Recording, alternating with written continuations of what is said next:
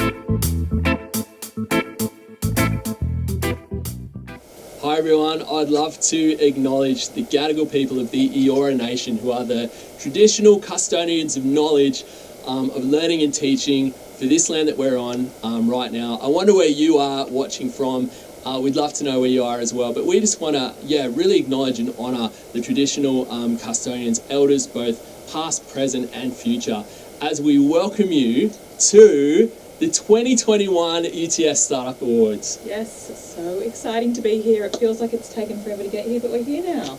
Yeah, I mean, this year has gone for a very long time, but we're so pumped to be here with you tonight. We are joined by some incredible people that I can't wait to introduce you to. But my name is Dave. Firstly, I work with UTS Startups. This is my co-host and our operations manager, Emma. Thanks for coming, everyone. Really excited to be here. And we also have got to tell you that later tonight, there is a massive announcement that we have been holding on to, and it's been really hard for me to keep this secret. Also because I talk a lot anyway, but I've been trying really hard, so no one knows, but we're going to be telling you something really special that's going to be happening with UTS Startups, a change that's going to affect a lot of people, and so stay with us to the end, but it's going to be fantastic. So Emma. Very exciting. We really want you to, first of all, thanks for coming to support our startups, but we'd love for you to continue that tonight on socials. So get your socials out, #Startups Awards. If you're so inclined, go and find our pictures tonight and follow them. I'm sure they'd love that support. But tonight, the awards, they are our 4th annual UTS Startups Awards, the flagship event in our UTS Startups Festival, and that is all about inspiring and supporting you to take your next step. It's not just about the incredible startups you'll see here tonight, it's about every single one of you at home taking our next step in entrepreneurship together as a community. And UTS Startups can support you to do that.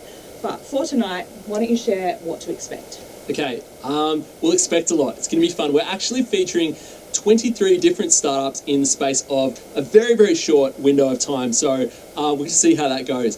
But what we're going to see are some incredible pitches. So we've got a whole bunch of categories. We've got our ideas stage categories because UTS Startups is a program that really encapsulates all sorts of startup businesses right through from the very concept stage through to high traction. So we're going to see a whole bunch of ideas stage 60-second pitches. They're going to go really quick, so stay stuck to the screen. Don't miss a thing. And then we've got our other categories, including most sustainable startup, best application of research. We've got a whole bunch of social impact, some other things coming up, and we're going to have some 3-minute pitches there where, again, really condensed, but startups are going to showcase what they do, who they are. They're going to tell you why you should care about what they do. I think you're going to love it. It's going to be really cool. But one thing I want to mention as well, Emma, is the way that we chose these finalists, because our community is massive. We've got hundreds of startups. But we were able to engage like a big team of remote judges who are really grateful to so many incredible academics and supporters and people in the ecosystem around UTS that really helped us, review and judge a whole bunch of pitches remotely produced by these startups. And I've got to say as well that our startups, we didn't send a film crew around to everyone's house. That's just not the way it happened. They just had to figure it out. So we're going to see some really creative cinematography, I would say, with iPhones. They did such a great job under the circumstances, so good on every single one of you. Yeah, definitely. So that's what you can expect, and it's going to be full of surprises. It does take a village, though, to support our startups, and part of that village are our incredible mentors. So we have a team of experienced entrepreneurs who give up their time for free to help our startups take their next step. Their time, their experience, their expertise, and really their care to be part of our community. So we want to send you some virtual love, every single one of our mentors. Thank you so much. But first, another supporter in our community. While we are sad to see him leave UTS shortly, we're incredibly grateful for his championing of entrepreneurship, particularly technology-enabled startups. Here at UTS, it is our Vice-Chancellor, Attila Bruns. Thank you kindly, Dave. Thank you very much, Emma, for your very warm welcome and for organising tonight. It is a very exciting night. A very warm welcome to you all. Thank you for joining us. This is one of the most exciting events in the UTS calendar. I would also like to pay respects to the Gadigal people of the Eora Nation, not only acknowledging them as the traditional custodians of this place on which we stand, but also acknowledging elders past and present as the traditional custodians of knowledge for these places. And people have heard me say time and time again, knowledge is the heart of what we are as a university. But tonight we'll see the creation and innovative use of knowledge in incredibly exciting ways in all of these startups as they pitch. Now, as I often say, universities have a unique role in society. We exist for public good, not just for those who pass through our doors, but for all society. And that's easy to say, but much harder to do. And as you all know, we're living in interesting and challenging times. So therefore, our role as a public institution is even more critical.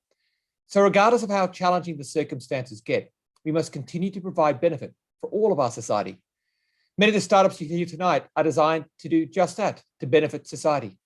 Tonight, you'll meet some of the UTS's finest entrepreneurial talent, people who have created tech-enabled startups that will play a crucial role in also helping Australia recovery and regrow from the COVID-19 pandemic, generating new jobs, generating exciting employment opportunities, but also generating products that people really need. And they've all done this alongside their study and under challenging economic circumstances. As a university, I cannot stress how important it is that we support our students to go beyond their studies, to give them the skills that they'll need to be successful, not just for their first job, but throughout their entire life. And programs like UTS Startups are critical to developing these skills and giving you new insights that you don't often get just in a simple classroom. Each person here tonight will have an amplifying effect.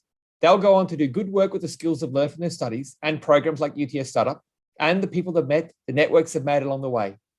And it wouldn't be possible without universities inspiring and enabling and nurturing this talent. So I'd like to thank everybody right across UTS who's been involved in this program, all of our mentors, all of the supporters of this. UTS Startups is very distinctive in the way that you inspire and support the technologically enabled entrepreneurs at scale.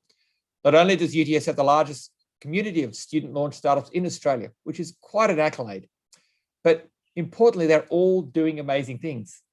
Take, for example, Iowa, an on-site waste-to-energy bin that converts common waste materials directly into green electricity, making waste expenseless. We'll hear from them. Or Open Pages, an online directory providing equal opportunity for refugees, for migrants, through efficient and timely access to critical information.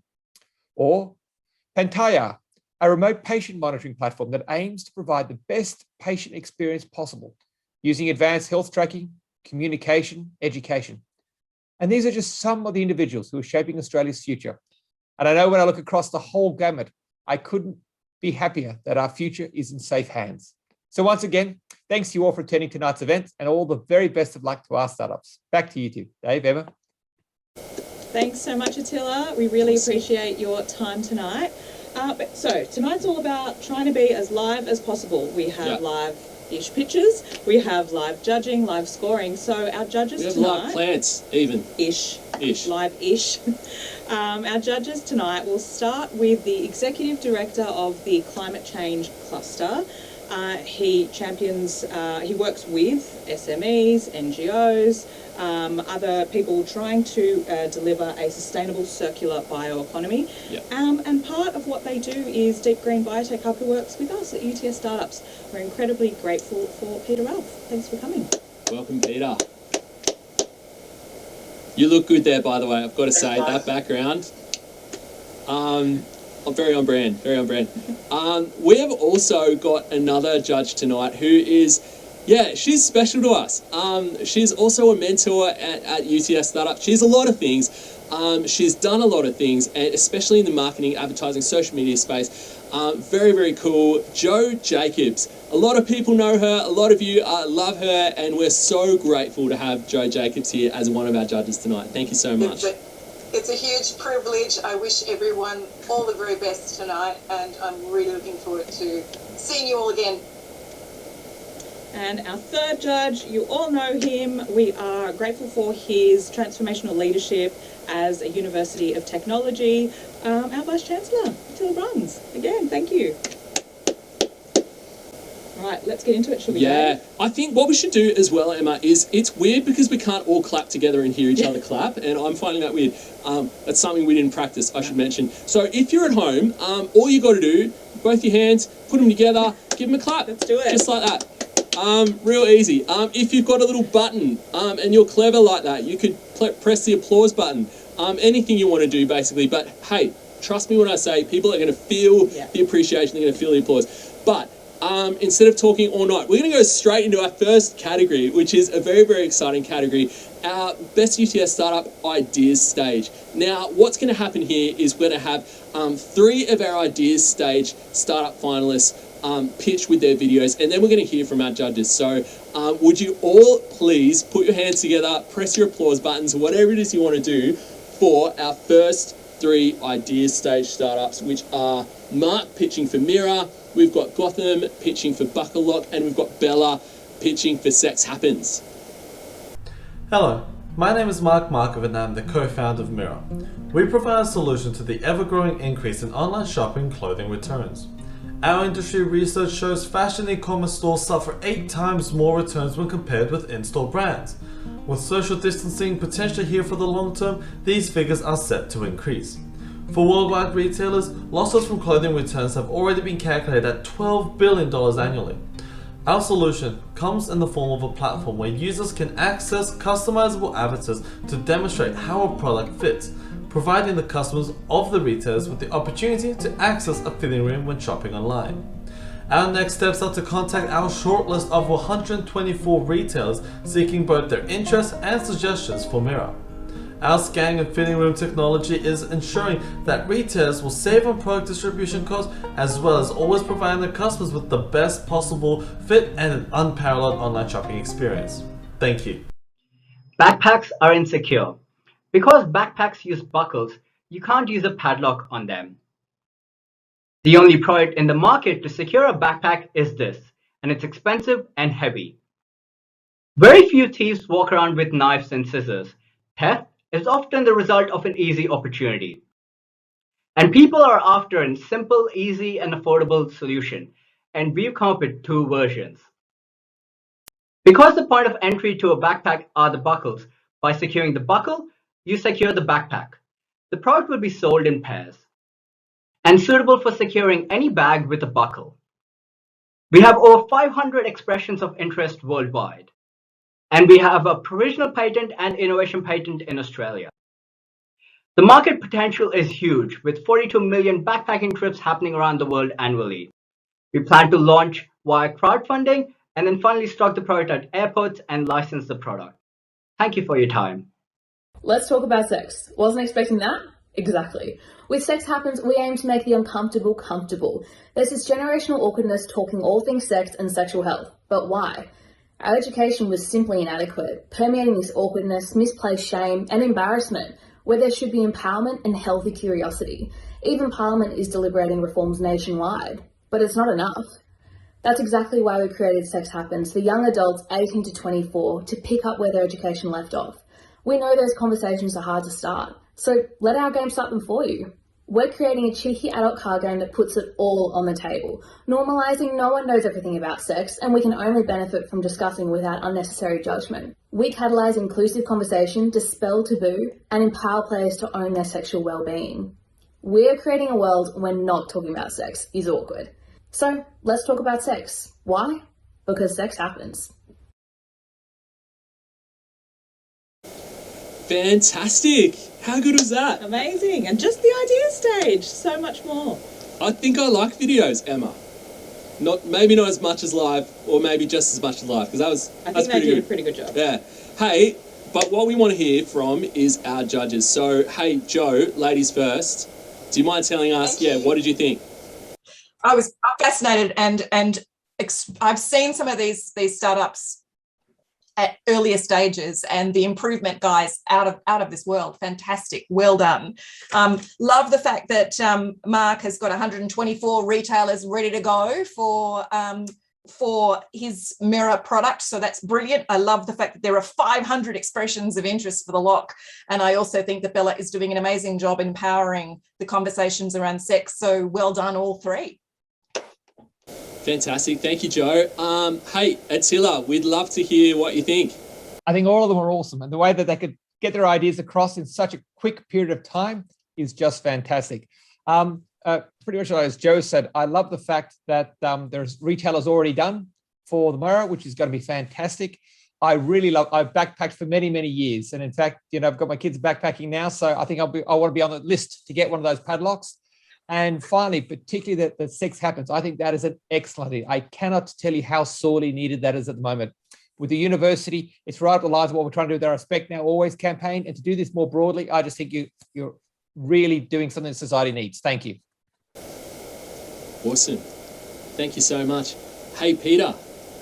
So I don't want to recap on what Attila and Joe has already said. I agree that both the Sex Happens is really awesome and the Mirror is awesome, but I was going to say the backpack lock, boy oh boy, that hits the mark. So many people have lost so much stuff with that. I really love all three of them, but the backpack was especially good for me.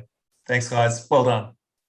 Yeah, can we all appreciate those three first startups? I think they've done a very good job. Send the virtual love their way. Yeah, and I've got to say as well, the judges are scoring these pitches as well, so they might say nice things, but you never know what is actually going on those scoring sheets. So we're going to hope they're high scores, but hey, no pressure. We're going to jump straight into our next three ideas stage startups, and I'm going to read the right names, just like I did last time.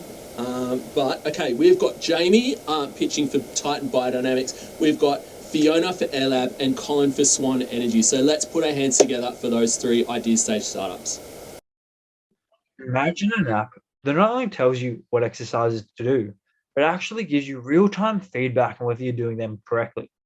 Gym users don't have an easily accessible way of checking if their technique is correct without hiring a personal trainer, which even then still doesn't give them 24/7 access. At Titan Biomechanics, our team of biomedical engineers are developing an app that uses AI to analyze your posture and action to provide real-time feedback and guidance as you're exercising. The app is for anyone that exercises at the gym, regardless of their fitness level, from beginner to elite athletes, all with the same goal: to prevent injury, build confidence, and maximize benefit. We also have the potential to expand our app into other areas of fitness: yoga, golf, tennis, and much more. We'll greatly appreciate any contacts in the biomechanics or fitness app industry so that together we can help create a fitter future. Thank you. Air is life, but we're breathing dangerous air if it's not filtered properly. The increase of global pollution and allergens viruses are detrimental to our health, and it's a long-term issue. However, existing masks are ineffective, single-use, creating devastating metal waste, and not people's go-to as casual use. I'm a nursing student. I empathize with all medical professionals during the pandemic. They are finding these masks very uncomfortable. They block facial expression, cause ineffective communication in the medical field, and are detrimental to children's linguistic development. Therefore, at Airlab, we are developing one innovative medical use smart mask to filter out all harmful airborne particles down to 0.1 microns. Using adhesives around edges and bendable fabric, it can be shaped to fit around anyone's face perfectly. One risk to health where our mask is aesthetic, functional, breathable, reusable, and is transparent for people to communicate and connect better. I'm looking for research funding and engineers. Let's unlock the way for people to interact with air safer. Thank you. When does it make sense to drive electric vehicles? Do you send messages on carrier pigeon anymore? Riding a horse and carriage isn't the future. So why buy another gas guzzler? Swan Energy is the evolution of energy distribution and car share. The future is about working less and enjoying more. So why buy something when it doesn't make you money? Buy an EV through us, or put your existing one on our network and turn it into an asset.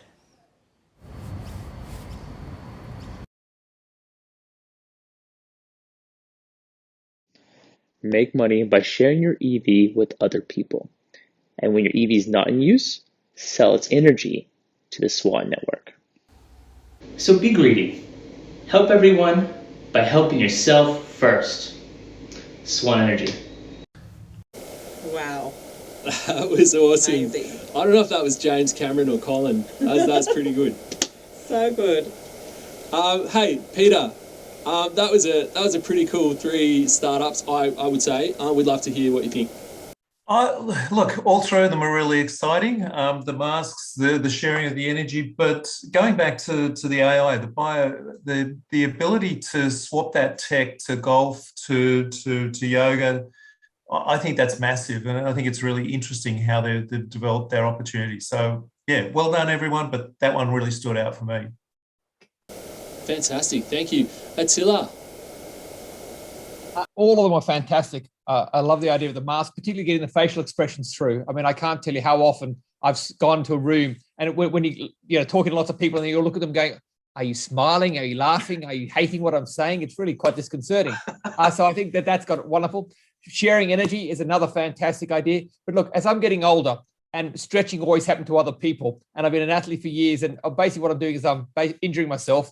I love the idea of using AI, and I don't like talking to personal trainers. I love using AI to help me stretch, do the moves properly, and not end up injuring myself on a daily basis. Beautiful. Fantastic. Joe? Well, I think the extraordinary thing about Tartan is that there's a huge opportunity to use that in rehab recovery on a whole series of different levels for in aged care and in sports and in just general rehab clinics or in physios. I think AirLab, I love the actual little example that we actually could see the actual mask and be able to use it that way. And I, of course, love the idea of selling energy back to a network for driving a vehicle. What a great idea. Something that we've been talking about in our homes. Why can't we do it for our cars? Well done, all three. Awesome. Thank you, judges. We appreciate your input and well done to those startups. Something I've just got to quickly mention as well is that we are not only here with you guys in a Zoom webinar, we're also live streaming to YouTube and in our brand new UTS Startups YouTube account. We cannot wait to put more content out there. So we'd love you to like and subscribe on YouTube as well. That would be fantastic. But thank you again. That was our first category. Amazing. I don't know how you're going to judge already, but while you are putting in your scores, we're actually going to do something a little bit different and announce a winner. This is a really exciting category, actually, because community is what we have. Community is the heart of what we do. Yep. We have an incredible community of, 900 people at the moment. Yep. And everyone is inspiring and supporting each other to continue on this incredible journey of startup life. But we want to take some time to recognise a particular startup that goes above and beyond all the time. Just this year alone, they have contributed to other startups through helping newer startups just get acquainted in the community. They share their knowledge and their experience with others, help run events when we could actually do that in person. But we want to recognise the Community Morale Award winner, and that is Maslow. Maslow! Woohoo! We've got Andrew here from Maslow. Tell us the best part about our community. Firstly, starting with Dave, Emma, and the other guests that's hosting the show as well. They're probably three of the best parts of the community. But I think that one of the best parts about the community is that running a startup, things change over time. So one day you're trying to figure out what your problem space is. The next you're trying to figure out how to commercialize it. And the next, you're sitting next to your lawyer having really difficult conversations. But the nice thing about a community is that, like a startup, it actually gets to evolve and change over time. You're not in the door one day and then out the other and see you later. It's about evolving together. It's about evolving with the people next to you and evolving with you guys as UTS Startups as you grow as well. Hey, Andrew, you guys have such incredible traction as a startup. Your team is incredible, high performing. You guys have got a product that is, changing lives. Like, why spend your time helping other startups? Like, what is in it for you guys? I think something that's really interesting in the Australian startup ecosystem is that it's definitely growing at the moment and it is a rising tide. And I think that's everyone's responsibility actually to give back to that rising tide and create a collective where we're all performing. And, just like investing in yourself and taking care of yourself, you've got to take care of the ecosystem that you're in as well, and that helps everybody succeed together. Well, we really appreciate you. Can't wait to see you, Nitin, and the whole team back in person when we can, as soon as we can safely. So thanks so much and congratulations. Congratulations. And our community would be nothing without this next man. Doesn't need an introduction, so I will actually skip that. Our Director of Entrepreneurship, Mr. Murray. We love you, Murray. Likewise, guys. Andrew, I could listen to you all night. I'm sorry to go to me after you, but thank you for everything you do. And look at this chat. This chat's exploding. Thank you very much for participating, everyone that's watching, and on YouTube as well. Remember last year in the Great Hall, people were spaced out awkwardly around a giant room. Remember thinking that was a bit of a pain. Well, welcome to 2021. So hopefully it gets better from here. Thanks for tuning in wherever you are. I know there's a bunch of very special people tuning in, many of whom are great enablers of our work. You know who you are, and I appreciate you all. Thank you for watching, and thank you everyone else as well. We may not be together, but as you're seeing tonight, good things are still happening. I am Murray Herbst. I'm the Director of Entrepreneurship at UTS. I'm proud to lead one heck of a program in the form of UTS Startups. UTS Startups inspires and supports technology-enabled entrepreneurs. Why? Why do we do this? Keep the chat going, jump in the chat with things. We do this because entrepreneurship is good.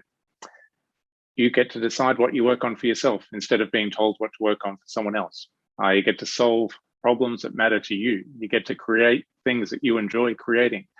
You get to be your own boss on your own schedule where you want to be. It's a great way to work. Is this convincing anyone so far? But it's also a rewarding way to work. I'll say every entrepreneur gets something from their journey, whether it's a success of the company, the impact on the world, or learning new skills for application elsewhere. And on that skills point, I think this is probably the most important point for me. We asked 192 of the people that we're supporting what they learned from what they're doing. The most common responses were perseverance, adapting to change, prioritization, self-discipline, open-mindedness. These are what people say they learn from being entrepreneurs. And if you think about what people need to succeed in 2021, I find it hard to think of attributes more important than those. So entrepreneurship is good for the entrepreneurs, but just to state the obvious, I'll say it's also good for Australia. Entrepreneurs drive Australia's growth. We're working with day one startups a lot of the time in UTS Startups, but despite this, 23% of the startups we're supporting are generating revenue, and the average amount of revenue they're generating is $102,000 each. So much more advanced than you might expect from a student startup community. They are creating jobs as well. Based on the data we have last year, 402 paid jobs were created by the startups that we're supporting. 402. And I guarantee there's more than that we're not seeing. They're generating learning, so not just for themselves, but for all the other students at UTS as well. 2,200 UTS students have worked with our startups in the last year, whether it's internships, in-subject projects, workshops, or other engagements.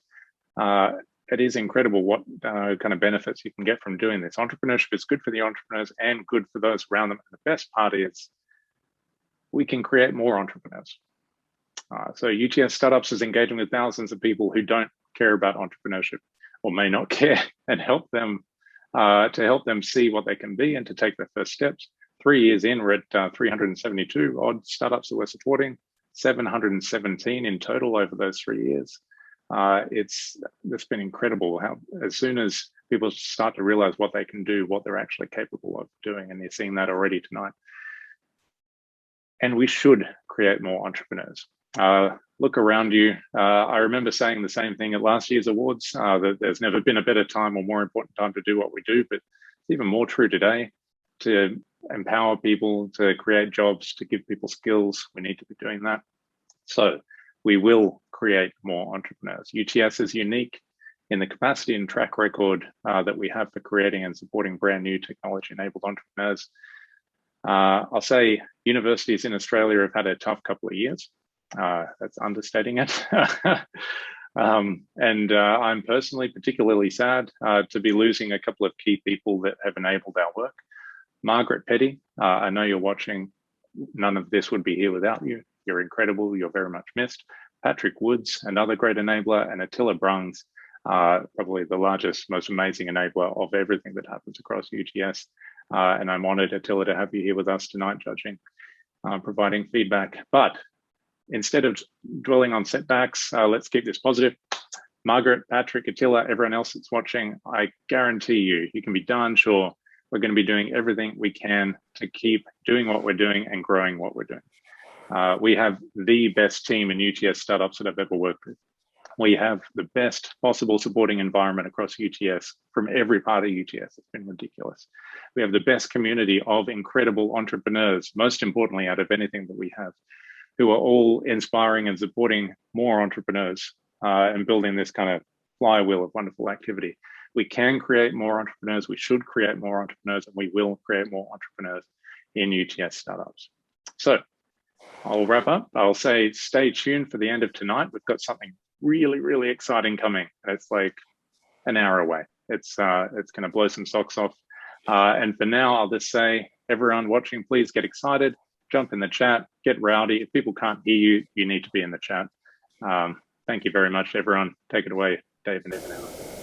Thank you, Murray. Thanks, we love Murray. you, and we couldn't be more fortunate with the team that we've got here, especially with Murray. He's just the best, and I don't have to say that. That's just for free. But we got to move on. Okay, so there's so much happening here. One thing that we really want to focus on tonight and keep reminding you of is UTS's commitment to sustainability, and particularly to our green future, our environmental sustainability. And we couldn't do what we do at UTS Startups without the partnership that we have with C3 and the New South Wales Deep Green Biotech Hub. Now, if you didn't know what that is, that's okay. Have you heard of algae? I know, it's kind of everywhere. It's probably in your fish tank, but algae is actually powering a whole new crop of startups and SMEs working with UTS in research partnerships. They're working in commercial and incredible ways to leverage the power of that little green stuff. And so Deep Green Biotech Hub is at the forefront of doing that. They work with us a lot. They empower a lot of our startups through different accelerator programs, etc. They've also been doing a lot lately with regional district challenges, etc. And, we're just so happy to have them. And Peter, who is one of our judges tonight, is actually, he's the director of C3, but he's actually an algae researcher. This guy knows everything there is to know about algae. And so we just want to make a point of that as we transition into our Best UTS Startup Most Sustainable category. This is an awesome one. I love all these guys. We're not allowed to have favourites, are we, Emma?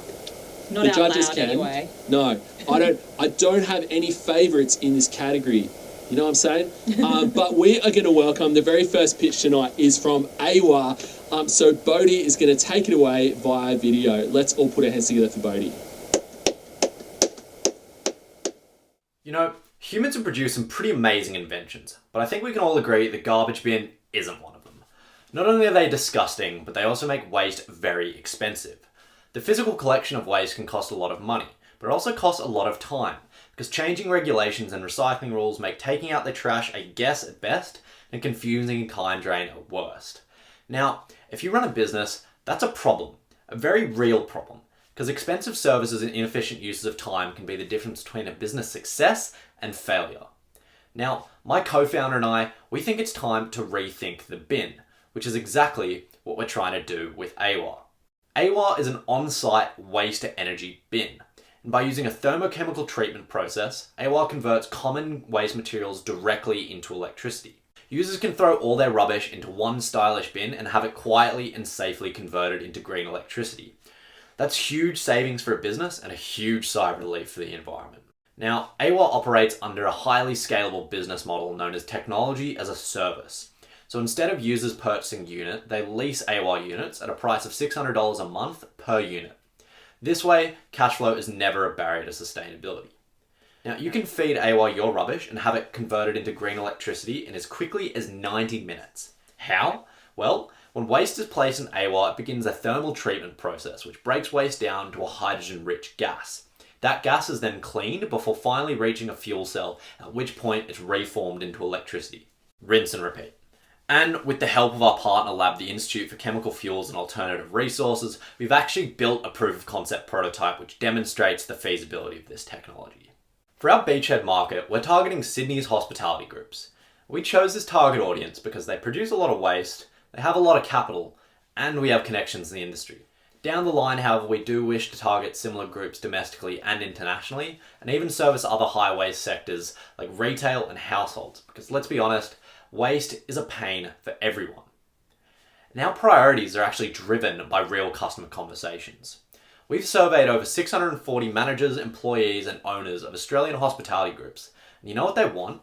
To make waste expenseless. For a hospitality group, annual waste collection costs can total close to $1 million every year, and AWA cuts that figure in half.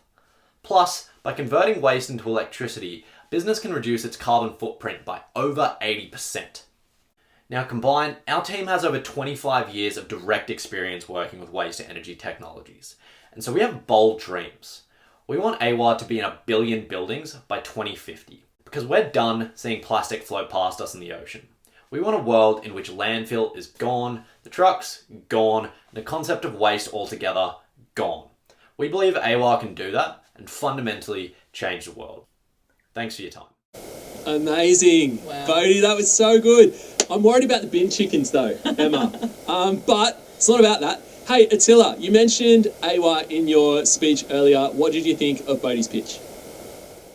That was incredibly compelling. Well done. I'm blown away.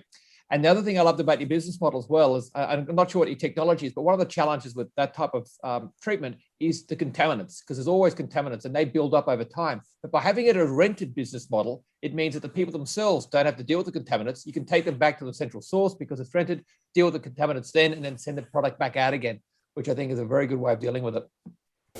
Fantastic. Hey, Bodhi, did you want to sort of respond at all or sort of shed any light on the technical side there? Yeah, well, I guess you kind of hit the nail right on the head. That is the benefit of kind of going for a leasing model, is we can capture a lot of those contaminants and keep them stored for 7, 8, 9 years, because they're very low volume for most of them, and then we can kind of hit the refresh and send it back out, because most of the materials are very, very durable, steels and alloys and whatnot, and so good to go for another 10, 20 years, who knows.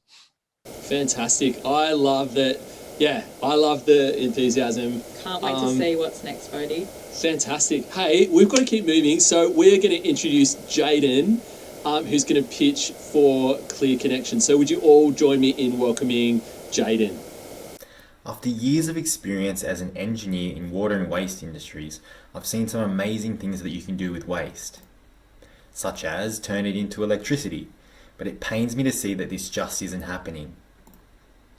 Households are sending 2.5 million tonnes of food waste to landfill every year. Only 8% is reused, causing massive greenhouse gas and a $7 billion cost. That's expensive for business and costly to the planet. Now the issue is because there's no smart way to check for contaminants like glass or plastic in the current green bin system, making it unviable for many reuse facilities. That's why I founded Clear Connections. We have engineered an AI-enabled software and sensor system to address this problem. I have the perfect team on board. We're engineers with experience in waste, water, gas, and energy industries. My team and I have engineered a sensor system which secures directly onto existing pickup trucks. It scans the bin at the source, before it's picked up, using our sensor and AI package, so clean loads can go straight to energy. We enable the waste value chain of tomorrow. Household food waste can now travel all the way through the chain and be turned into clean energy. We enable you at home to be issued carbon credits, turning your waste into a valuable resource. And we've done the research and found local governments and waste companies need this product now. In the current climate, they're desperate for a solution like ours.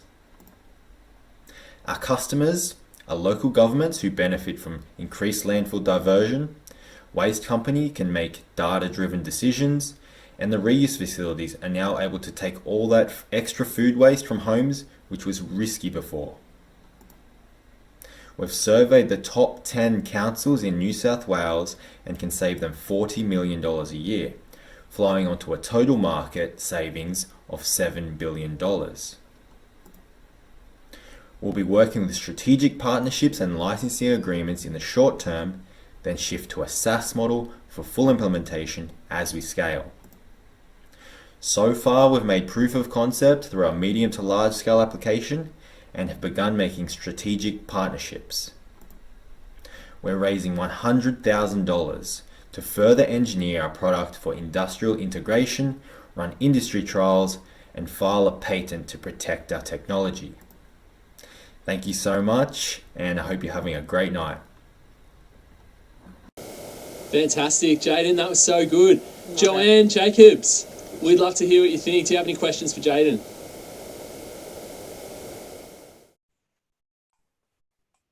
I'll start off. Jaden, you've got a great team. Having Gemini, Sydney Water, you've brought together all the players.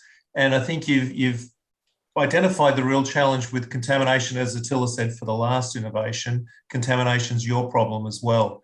Have you thought about how you're going to go from domestic household waste to commercial waste? Are your sensors going to be able to work for a Woolies or a Coles or something like that? Yeah, so we've done some market research with a few niche organics waste companies who actually need this solution as something that could be brought forward quicker than their households on the truck, because we found that the trucks, when they go through like alleyways and things like that, the driver actually has to get out and have a look inside the bins. So a handheld solution is what we're actually developing right now based on that.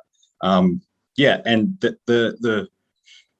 the household market is I guess the market where the whole market that we're looking for, but our entry to market is actually commercial, as you said. Yeah. Great. Thank you. No worries. Fantastic. Well done, Jaden. We've got to keep moving, and that was awesome, but we've still got Julie, who's going to pitch for PowerBlock. So let's welcome Julie. Imagine a world without dusty renovations and noisy jackhammering. Imagine a world with infinite PowerPoint locations to suit your recurring, changing needs. Imagine an infinite backup storage power. Welcome to PowerBlocks, the way our walls will speak to us in the future.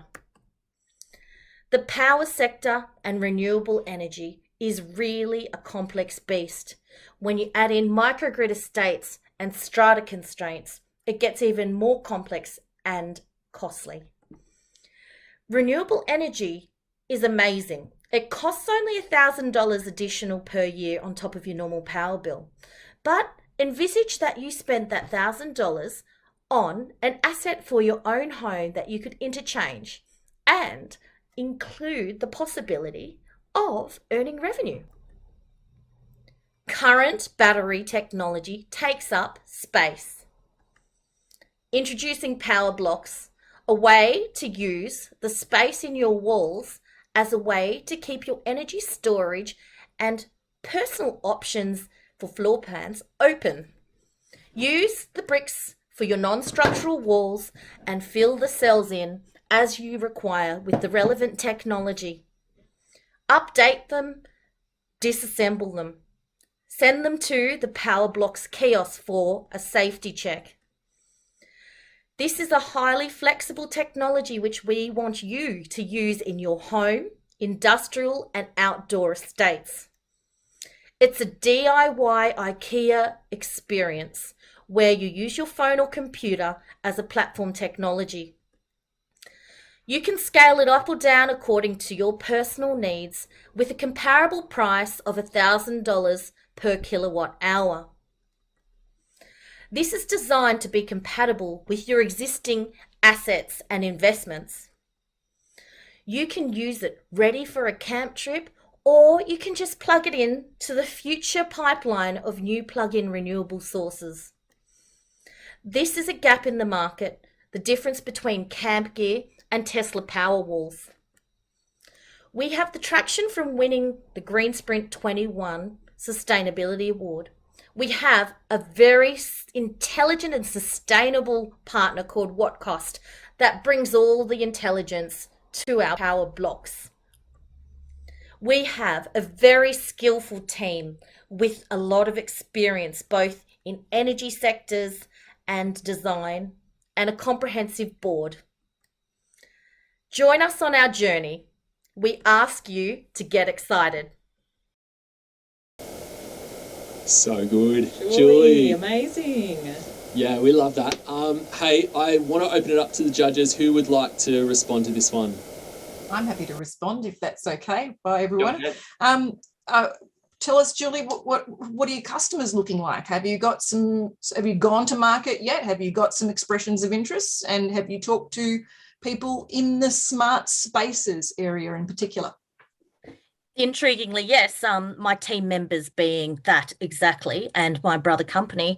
So what cost is all about understanding how to make your home intelligent through your home sensor systems. And we are designing to integrate with that. And that's already got a market in itself in the domestic context. Now, that's what's extraordinary about our team, is that we have experts in the industry that already mingle with these types of people, and the validation and support from my team members who are expert and comprehensively involved in the industries, both business to business and business to institution, is quite phenomenal. So we're going to do the detailed interview process once we do our actual demonstration for functions, and then we'll be drafting potential contracts and then assessing our manufacturing rates to fast track the commercialization there. Going to market. So you haven't got a specific client at this stage, but you're working with what costs clients? Oh, no. We're not actually specifically speaking with clients at the moment because we're really at the research and development phase to get the pilot going. But we're verifying and validating through the various individual companies and supporters in our network and getting very good feedback that this is the way forward.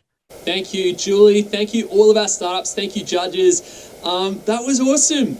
I can't believe how much we've just gotten through, but we're ready for the next category, I guess. So next category, 3 startups, 3-minute pitches, application of research. We are, of course, a university. Yes. Unashamedly young, University of Technology. Not do your own research, it's actual research. Actual research. And it's impact-driven research, for not just industry, but for the community at large. And these startups demonstrate an application of research in some way. So we'll kick things off with Mark from Savvy Beverages. Hey, I'm Mark Curry, founder of Savvy Beverages. We make the natural drink that helps you think. It's a smart energy drink. So when I worked as a lawyer, I saw a problem firsthand of people overworked with a forever increasing to-do list. The same stresses of modern day living in every profession. The only solutions were tea and coffee and energy drinks, which hadn't been updated since Red Bull, which is 37 years old. Energy drinks have had the same recipe for almost 4 decades, which is just really not good enough. It's leading to numerous issues in mental and physical health. We need a healthy change. So 5 years ago, I quit my professional gig, teamed up with nutritionists, dietitians, and health experts to work on a solution to shake up the biggest industry in food and beverage. Beyond Blue and Black Dog Institute show that 1 in 5 Australians are experiencing high or very high psychological distress and anxiety. This has increased to 1 in 3 younger Australians between 18 and 34. And we wanted to help by taking the most popular beverages and giving them additional benefits to positively impact this trend using ingredients that can improve mood, reduce stress, and reduce anxiety. The energy drink market is male-dominated and filled with unhealthy products, and we all deserve a refreshing change. Energy drinks like Red Bull use 27 grams of sugar, while Savvy has 0 sugar. Energy drinks are filled with artificial ingredients, while Savvy is 100% natural. Energy drinks use 5 synthetic ingredients to provide energy, while Savvy uses 13 functional nootropics to provide more than just energy. Energy drinks cost $3 to $4, while Savvy is the same price and it's Australian made and owned. It's a no-brainer. It's not surprising the only function of an energy drink is to provide a burst of energy from synthetic caffeine and sugar. Savvy is a reimagined concept of an energy drink made for your brain using high-quality ingredients that combat the major deterrents of energy, like stress, anxiety, and low mood. Savvy is the only drink based on over 500 clinical studies with ingredients scientifically proven to boost focus, boost mood, boost energy, and reduce stress and anxiety. The Savvy journey has made smart coffee and drinks in the market, and we're now about to launch our brain-boosting beverage. 120,000 drinks on October 2021, 60,000 lemon lime and 60,000 summer fruits, and we are delighted to say our taste testers have said they absolutely prefer Savvy over the current market options.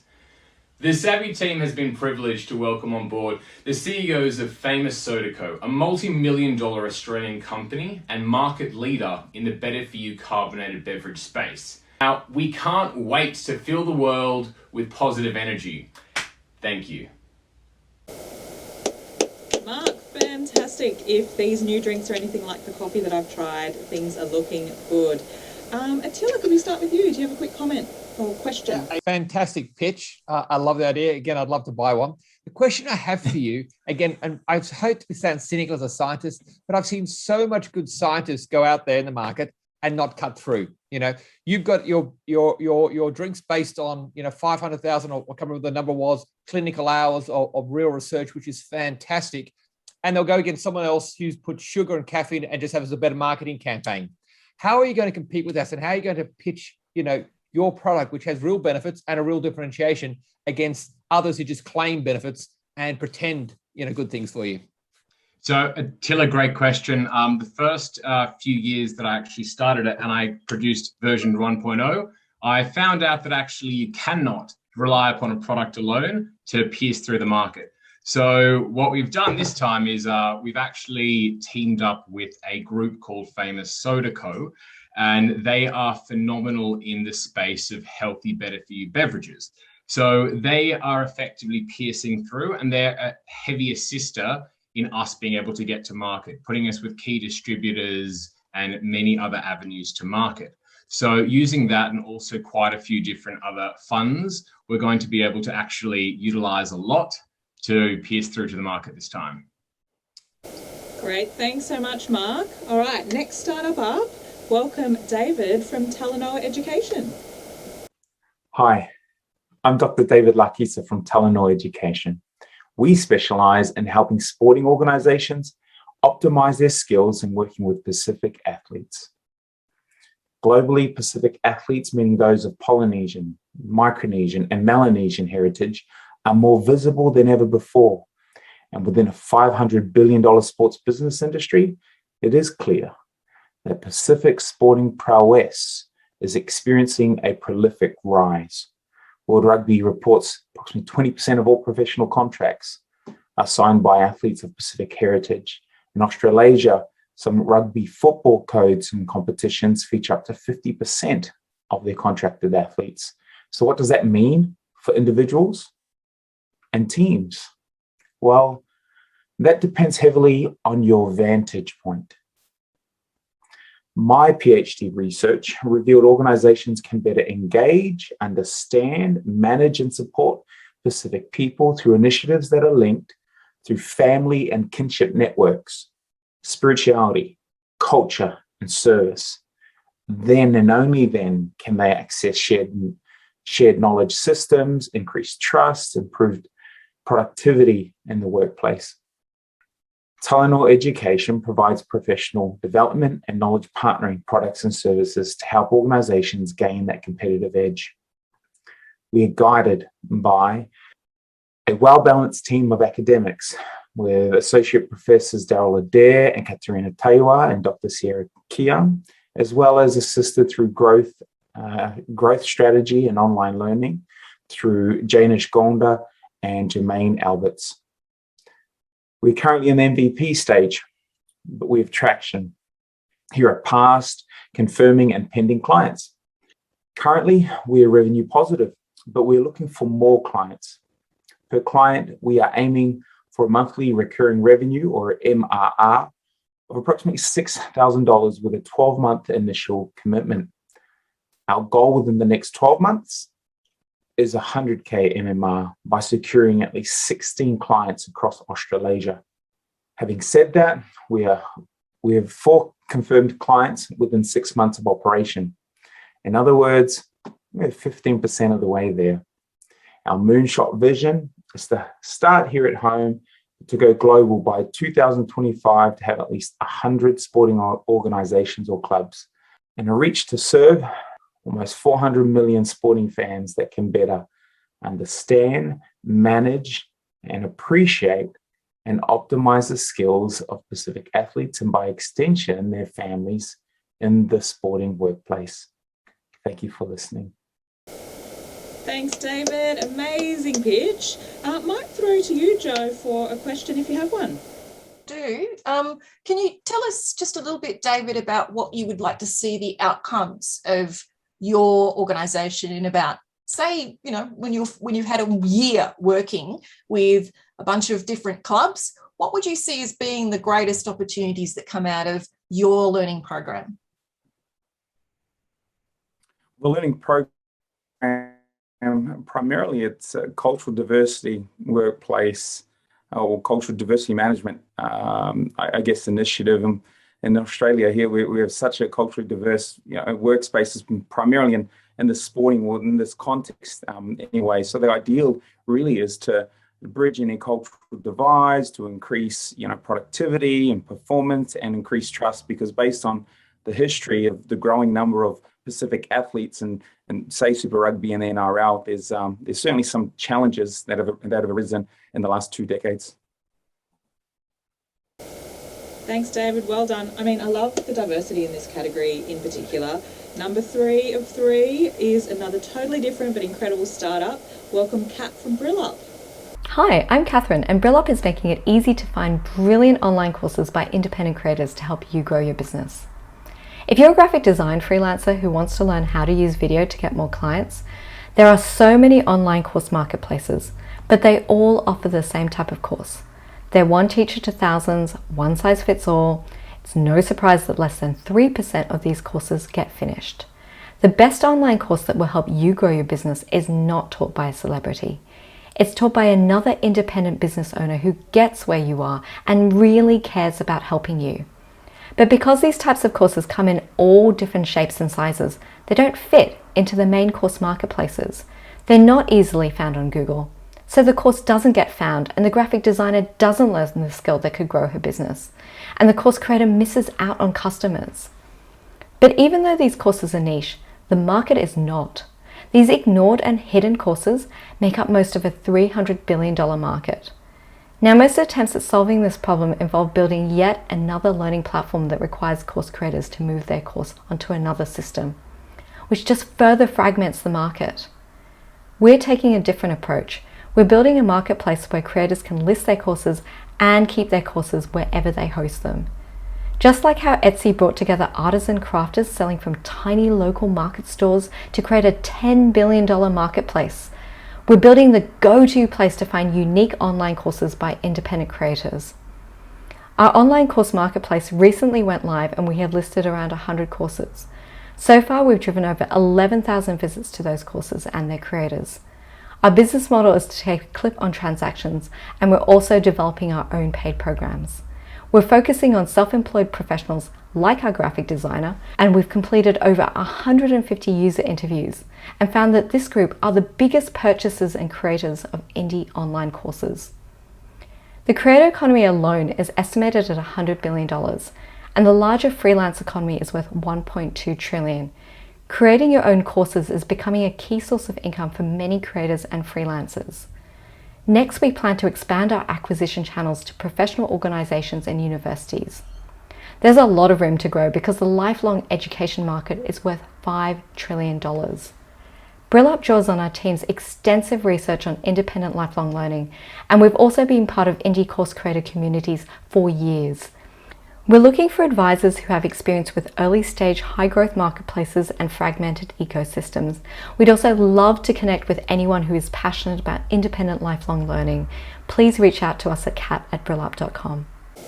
Thanks, Kat. That was great. Now, Peter, did you have a question for Kat? Yeah, just a quick one. So you had 11,000 visits.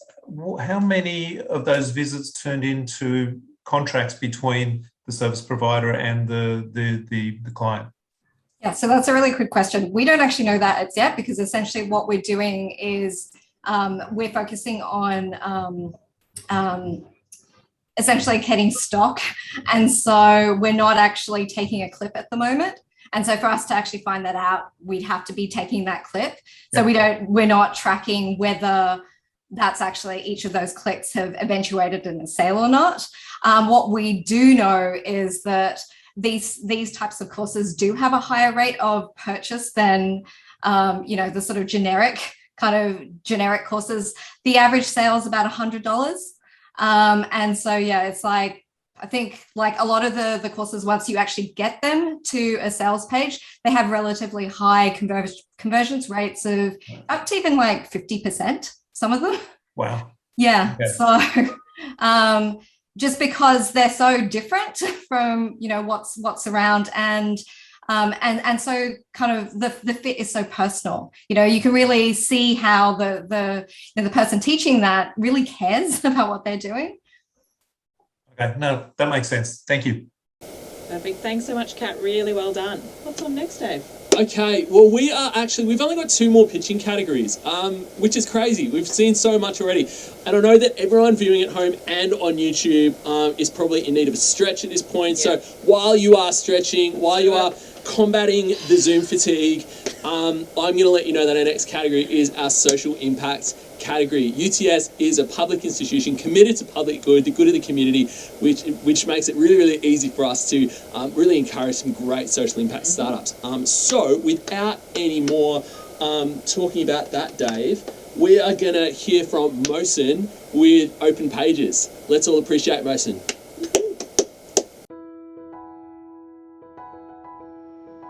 Imagine migrating to a new country by choice or force that has a completely different language and culture. Millions of refugees and migrants like me have to invest a lot of time and effort building or restarting their career in a new country. Early 2018, I started Open Pages, an online directory for refugees and migrants. We got over 4,000 users from Farsi-speaking community only, and a little advertisement revenue. Here is a user story. Ali and his family are refugees from Afghanistan, recently arrived in Australia. Ali checks out Open Pages to find a list of all organizations that can help him with preparing resumes and interview skills, and then listings for volunteering, internship, and entry-level jobs addressing inclusivity, diversity, and equal opportunities. His wife Samira checks Open Pages to find an accountant who speaks their language and understand their culture. They also check Open Pages every week to stay in touch with cultural and community events. That little extra help in early days can significantly change someone's future. There is about 500,000 temporary and permanent arrival every non-COVID year in Australia that have similar needs. Open Pages is all about centralizing critical information about settlement, employment, and community, which is highly scattered. Our sustainable business model is about building partnership with community service providers and businesses. We've got endorsement from industry leaders helping us build trust and relationship more effectively. My name is Mohsen Joyan and I'm founder of Open Pages. I manage my own business in telecom services. It was very difficult for me to restart my career in Australia, so I decided to help others like myself to have a better chance to succeed. Romal is a good friend of mine who is highly experienced in community services, helping me with networking and advisory. I'm looking for talents in marketing and community services as advisory board, co-founder, and volunteer. We are also looking for business sponsors to jumpstart the venture. Stay in touch with our Facebook, Instagram, and LinkedIn. Thank you very much for your time.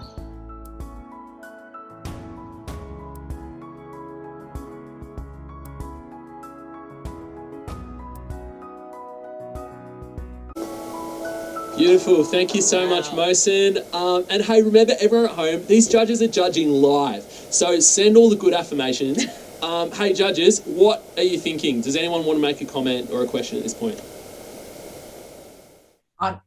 may I? Just saying to Mohsen, tell us how you're getting access to new refugees that are arriving in the country, so that they can actually know how to know the value of your service.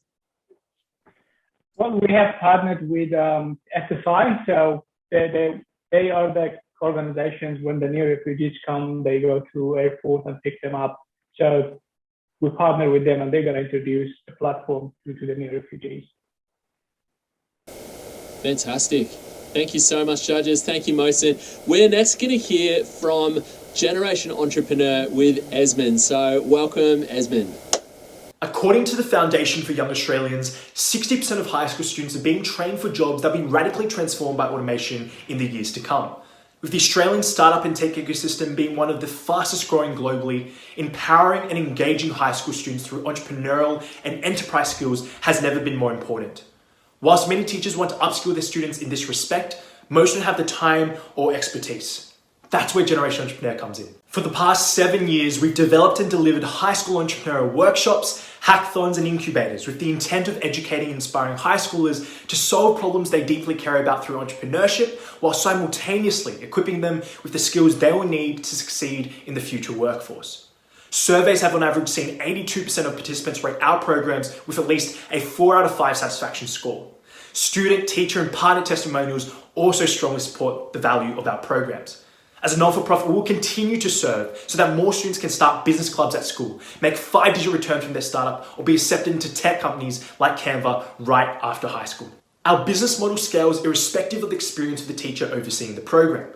In addition to our in-person programs where schools and parents are charged based on their financial circumstance, we've also utilised an existing edtech platform to distribute packaged virtual programs which schools can purchase on a subscription basis and use to teach their students. In fact, a teacher in the US has successfully conducted one of our virtual programs to a class of 30 within a 100% completion rate, all done remotely and with no assistance from our team whatsoever.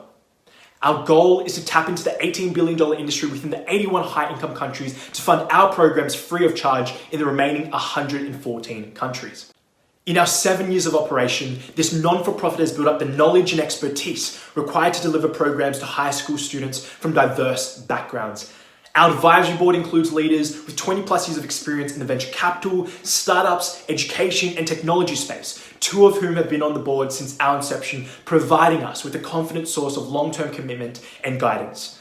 On top of this, we're joined by more than 200 mentors from multidisciplinary fields who work with our high school students to ensure that an idea has every opportunity to see the light of day. We've developed long-term partnerships with 2 Australian State Departments of Education to make our programs accessible to more public school students, and we look to develop further with similar stakeholders. Despite working closely with governmental bodies, we've continued operating in a lean manner, delivering programs to students regardless of their socioeconomic status.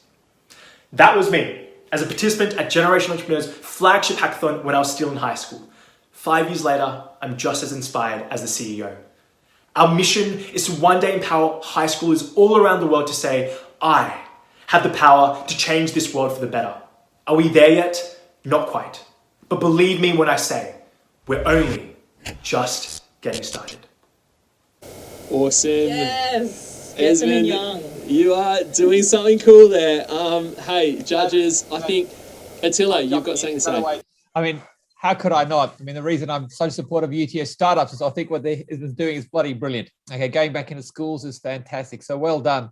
The question I have for you, only because I'm so excited by seeing this go, you had partnerships with the government, you've got other partnerships with people you brought aboard. How are you going to scale this?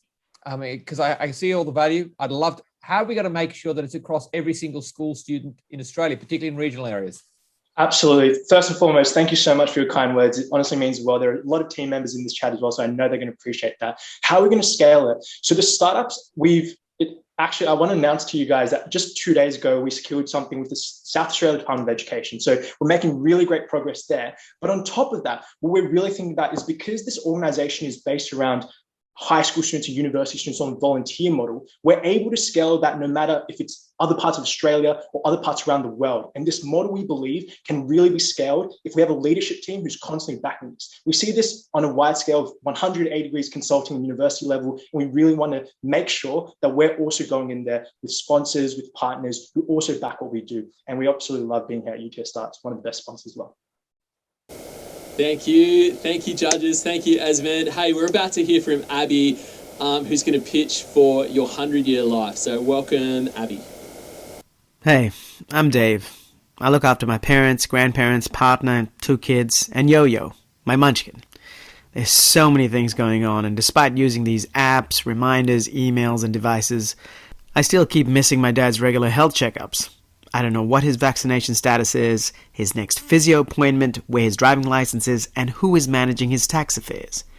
And yes, where to buy that special food assist tool for my granny. To top it all off, I'm raising a 3-year-old while holding down a job. I feel like the meat in the sandwich. Hi, I'm Abby Bloom. I'm part of the team at Your 100-Year Life, a social enterprise. We've created the world's first dynamic life journey manager for aging. People are living longer and living within an intergenerational ecosystem that can involve up to 4 generations. Someone takes responsibility for coordinating the support of their aging loved ones, and this is how they feel. So how can we help? We've set up a SaaS-based platform that first and always free our social impact aggregates and curates the essential information that families need to support their loved ones at home. Next, we've put together questionnaires and checklists to help them better manage so they can then store that information in a personalized lockbox, secured by world-leading military-grade security, and authorize co-pilots or other sharing to help in the decision-making. Step 3, relax, manage, and focus on the caring. Our customers get it. They never dreamed that they would have something like this available to ease the stress and worry in their lives. The market opportunity is extremely large and it continues to grow as societies age. So how do we get to the market? First, B2B. We know that financial institutions, trustees, insurance companies, and others who are involved with this demographic want our product because it helps them do their job better. On the other hand, we've also set up quite separately an e-commerce shop where we've again sourced, aggregated, curated, really useful, reliable stuff, some of which also has an edge because today's 70-year-olds think they're actually 40. We'll have a measurable social impact in areas that matter. And we'll do that through a team that is experienced, dedicated, and passionate. So help us make that social impact if you're an investor. And if you happen to have an aging parent or grandparent, please sign up now. Beautiful. And actually, I think Abby is looking after her mum, so she's temporarily not available to jump into this team. So we've got Harain here from the team who's able to take any questions. But judges, was there anyone who sort of had a question or a comment about that pitch? I'm going to sign up straight away. This is awesome. I'm exactly your number one client. My brother and I are looking after our aging mum. We can't keep track on the information. We can't communicate effectively enough to work out who's doing what. I love it. You've hit a really, really important market, and it is going to keep growing. So no question, but just sign me up.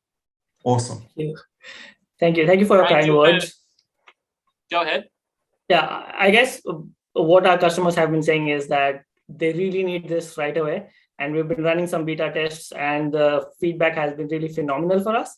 So all your kind words and enthusiasm only helps us keep going ahead. Thank you so much. Really appreciate the kind words. Awesome. Well done, guys. Okay, Emma, we are moving ahead. You've heard from lots of different categories, but the next one is not so much category specific, but stage of journey specific. Yes. So this is some startups from our community that have seen their idea through to execution and are gaining loads and loads of traction. Yep. It was really a tight race in the semi-finals, but we'll kick things off with Mohammed from Pantea. For the past few years, my co-founder Mark and I have been consulting leading private clinics to bring in patients and form better experiences. Speaking to one of our clients, we learned about Hannah's true story. Hannah had a tummy tuck. Her procedure went well and she was discharged with a photocopied care plan for the next 4 weeks, a sheet of paper with dot point instructions. 1 week post-op, Hannah noticed inflammation around her wound and referred back to her care plan where it mentioned minimize activity and rest. After struggling to get in contact with her clinic and asking online, she decided to ignore the pain, and 1 week later, she was rushed to theatre for her wound to be cleaned and restitched. This story and struggle is real, and Hannah isn't alone. At Pantea, we've discovered hundreds of unheard stories from patients like Hannah who deserve better care, and clinicians agree with us. Looking at Hannah's story, we realized the true impact on our existing clients. We discovered that every single negative patient experience like Hannah's may lead to a revenue loss of up to $75,000 per year. For one of our clients' clinics, this potential revenue loss was up to $1 million per year. Working with clinicians, we created Pantea, a platform for private clinics and patients specialized in clinic optimization and patient engagement, combining monitoring, education, and communication. Following Hannah's first appointment, she connects to her clinic and tracks her health with detailed insights into her recovery. She's assigned education modules to improve her understanding, which saves her clinician time and consultations. And now she's able to communicate with the clinic to provide updates and ask questions. After consulting leading clinics, we understand that insights and optimization is a key selling point. Each procedure monitored with Pantea creates valuable insights, and across the network builds Pantea pathways offered back to our clinics as well as patients around the world to self-manage their recovery. We employ a subscription model, charge to private clinics, and generate further revenue through our patient self-monitoring app, consulting, data licensing, and in-app purchase referrals. We have an attainable market of $2.1 billion with a goal of $212 million per year, capturing 1% of patients and 0.2% of clinicians performing elective surgeries with a focus on plastic and cosmetic. Compared to our competitors, we focus on elective surgeries and private clinics with a patient self-monitoring app. Our competitive advantage lies in our procedure-specific protocols, predictive insights, and Pantea pathways offered back to our patients. To date, we've generated revenue through our existing clients, and our clinic MVP trials are launching later this year. We've secured investments and are forming partnerships with leading organizations who see the benefits of Pantea in healthcare. Our go-to-market strategy focuses on clinic trials to develop case studies within the plastic surgery niche, powered by our existing network of clinics with the potential for rapid growth via referrals. We'll be launching globally in network-relevant countries through partnered clinics and patient self-monitoring. What we believe in most, though, is our team. Driven by our personal experiences with healthcare, our vision is to create a world where every patient is connected to their health. Mark leads development and operations, and I lead product and client relations. We've formed a strong digital health tech team who understand what it takes to develop a secure product, and we're backed by our medical advisors who help bring Pantea to life from day one. We're currently raising, and we'd love for the UTS community to join us on our journey. Wow, Pantea, doing great things, on track for even greater. Judges, thoughts, questions? Fantastic. No, I really like Pantea. I like the way that not only are you focusing on helping the patients, of course, two things. You've also focused on not only just a care problem, but also a financial problem for the clinics, which gives them an added incentive to be part of what you're doing. Then the platform itself has the potential. Now you focus on a very clear market to start with, but I can actually see this being able to expand, and the opportunity of people self-managing their health. I've seen time and time again with very well-educated, very well-informed people not wanting to ask a clinician a question, or not wanting to bother people, or not wanting to go back. And this gets rid of all of that and all of those uncertainty, and it gives people sort of power back on their health, which I think is fantastic. Absolutely. Yeah. Thank you, Attila. Thank you, Peter, Joanne as well. Thanks for everyone who's running this event. We completely agree with you. We started off with plastic and cosmetic because that's where our network exists. That's where we've built our brand, and that's where the trust exists.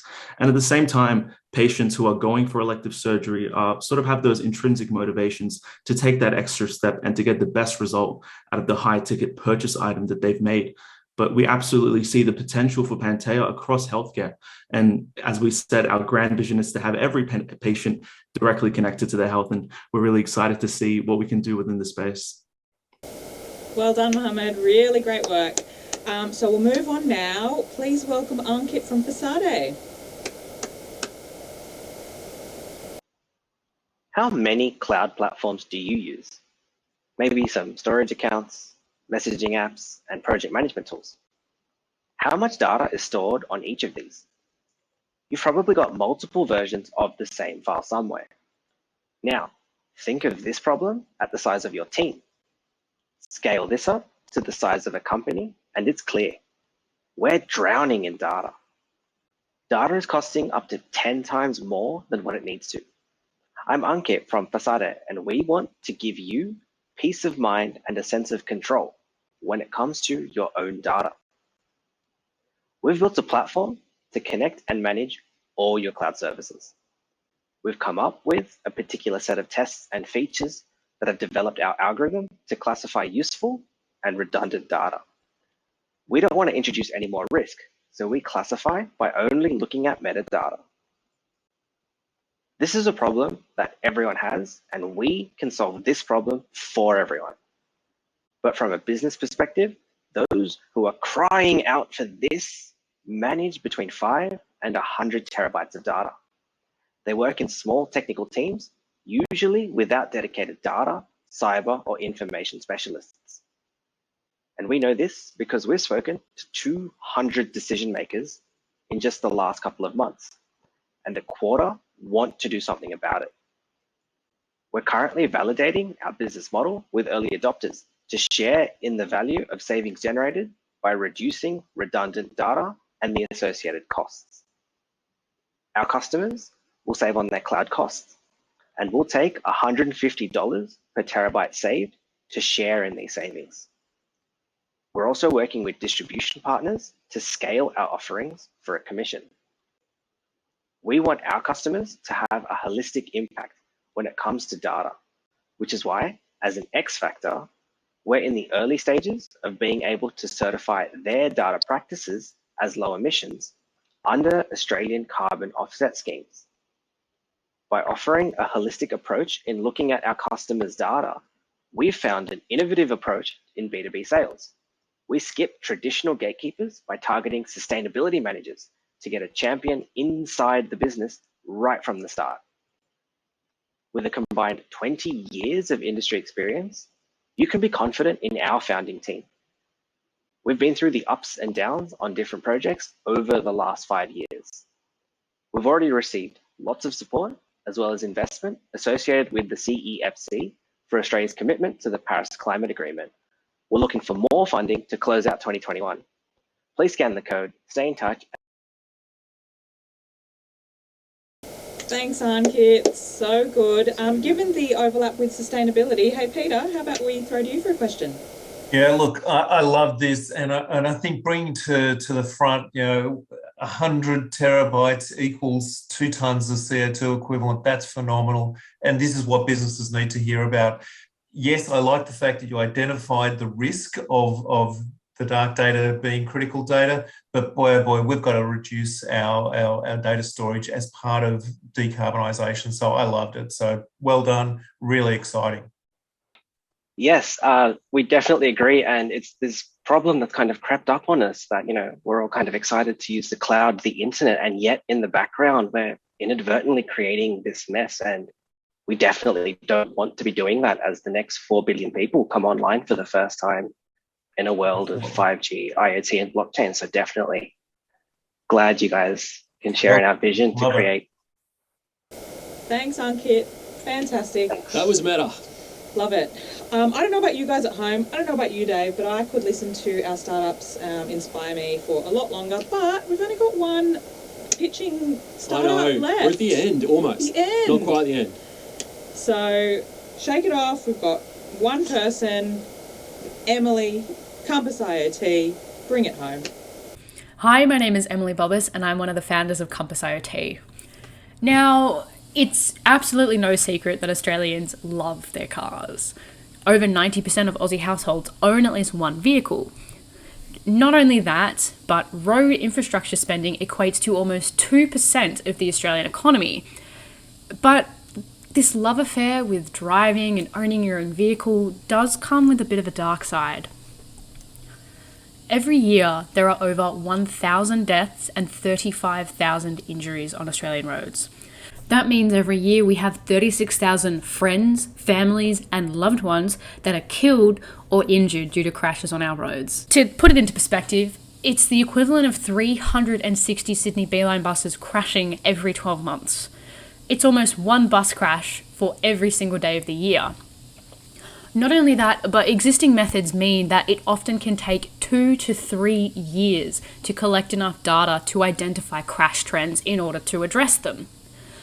The problem with this is that over that 2 to 3 year period while we're waiting for a trend, that means we can have over 2,000 deaths and over 100,000 injuries. So the problem that we're trying to address is that city planners, road safety officers, road operators and researchers have to rely on lagging indicators and reactive measures such as police reports to improve road safety. The problem with this approach is that we often lack data about what causes a crash, meaning they can happen again in the same place under the same circumstances. It means a death or a serious injury has had to occur, and it relies on accurate reporting, or reporting even being done in the first instance.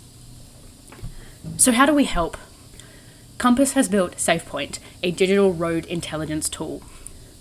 The purpose of SafePoint is to use connected vehicle data, such as car braking and steering patterns, and G-force data to identify near misses on our roads. The value for users is that they have access to leading indicators, allowing them to proactively address road safety by identifying high-risk roads and intersections before a crash occurs. In terms of some of the traction, our data was recently used by Transurban, who are one of Australia's largest road toll operators, to halve crashes on Pennant Hills Road. We're also used by a host of state and local governments and research institutions, including UTS. Not only that, but we grew 521% last year, which means that we doubled our net income every quarter of 2021. But before I finish my pitch, I want you to think back to those 360 buses worth of people. And why does Compass do this? As a team of young Australians, our mission is to contribute to building safer communities, as well as help road safety officers, city planners and governments reach their target of towards zero road deaths. Thanks, Emily. What a strong way to bring us home. Joe, do you have one last question for Emily? One last question. Yes, please. I've got like 10, but there's one. How are you communicating with the drivers on the road? What is it how are you actually engaging with these people to actually so that they avoid the accidents? Sure. So the great thing about the Compass data is that it comes from the vehicles themselves. So you don't actually have to talk to the drivers directly and get them involved in those processes in order to have benefits for them. But of course, we do talk to governments. It's one of the UN sustainability goals to have partnerships between public and private industries, and that's what we're doing. So we're hoping that by talking to the government and introducing this emerging tech and this innovation, we're then able to help them support their social media campaigns that then get passed down to drivers that way. Fantastic. Sounds good to me. Yeah, love it. I'm a bit sad. But it's not all over, Emma. It's not all over. We have a few things to do. We actually have, because we've been live scoring all of these startups. We have some winners to announce, but before we do that, we've got a few things. A few people to thank, because it does take a village to raise a startup. Of course, all of our semi-finalist judges before tonight, but huge thanks to Peter, Joe and Attila tonight for your judging. We appreciate you. We appreciate it. But this year's festival, record number of partnerships with ecosystem industry who just want to give back. They want to support our startups with over $550,000 worth of cash and in-kind prizes. Would you look at their beautiful logos up on the screen, please? We'll call them out because they're so fantastic and we can't do it without them. Of course, Deep Green Biotech Who Hub. we love. We've got Spruceton and Ferguson, Basic, Camp from Boston, Canva, Cost Smart, FCW Lawyers, Fishburners, Full Stack Advisory, Hayes and Agency, HubSpot for Startups, Legal Vision, LMWIP. Whew, I need a breath. There's so many. You're doing well. You're doing Microsoft for Startups, Mr. T Studios, where we've got these fabulous things, Protospace, PwC Emerging Companies, Ryland Ventures, and Singularity U Australia. Please send them a virtual We thanks. appreciate you. Make sure you head to startupawards.uts.edu.au to find the full list of partners that we work with. Not only are they up there, not only are we talking about them, they are supplying some of the most incredible prizes that we're about to give out.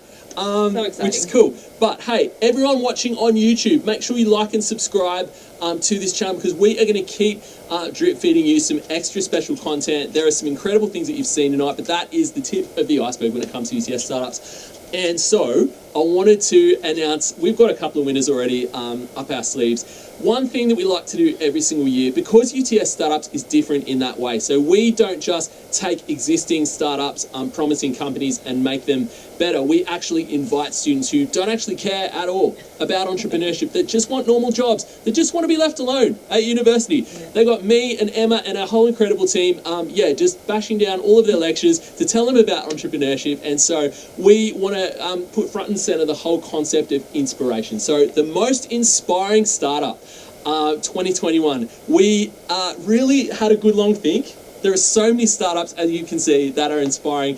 And we had so many, actually, that we're actually giving 2 awards for the most inspiring. So I'd love to welcome Richard from CryptoSpend and Angie from Consent Labs. Congratulations. You are our joint winners of the most inspiring award this year at UTS Startups Awards. Hey, Richard, tell us a little bit about CryptoSpend and your journey over the last few months. Yeah, I mean, that's awesome. It's been a great night, a lot of fantastic pictures, a lot of great startups. I'm one of the co-founders of a company called CryptoSpend. As you can see behind me, the nice fancy little card here. Essentially what we've done is we've built a platform to allow people to buy, sell, and spend their cryptocurrencies really easily. And the difference about us is we're trying to make it easy. You probably know there's a lot of people out there that really have, no idea what they're talking about when it comes to crypto. They've heard of Bitcoin, but it's really hard to actually get into that market. And that's a solution and an app that we've built. And hey, just one more question, mate. You've kicked some big goals. There's a little word just behind you there, Visa. Tell us about that. What's going on?